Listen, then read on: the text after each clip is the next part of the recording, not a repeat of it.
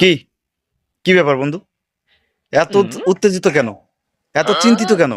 আরে ভাই, সামান্য ফোনের ডায়াল প্যাডই চেঞ্জ হয়েছে, আর কিচ্ছু হয় নাই, ঠিক আছে? মহাভারত অশুদ্ধ হয়ে যায় নাই। মানে দুনিয়ার কত কিছু हे পরিবর্তন भगवान হয়ে तेरी যাচ্ছে। लीला মানুষ अपरंपार ছেলে है। থেকে মেয়ে হয়ে যাচ্ছে, মেয়ে থেকে ছেলে হয়ে যাচ্ছে। হ্যাঁ, নদী ভাঙনে বাড়িঘর সব গাছপালা সব ভেঙে নিয়ে যাচ্ছে, জায়গায় জায়গায় আগুন লেগে পুড়ে যাচ্ছে।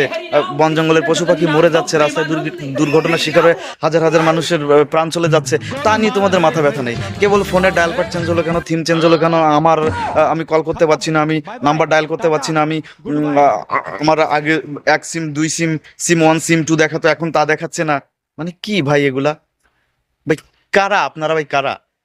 এই সকাল থেকে ভাই অন্তত 5 জনের ফোন দেওয়া হয়ে গেছে। ভাই এটা কেন হলো? ভাই এটা কিসের জন্য হলো? বন্ধু এটা ঠিক করে দে।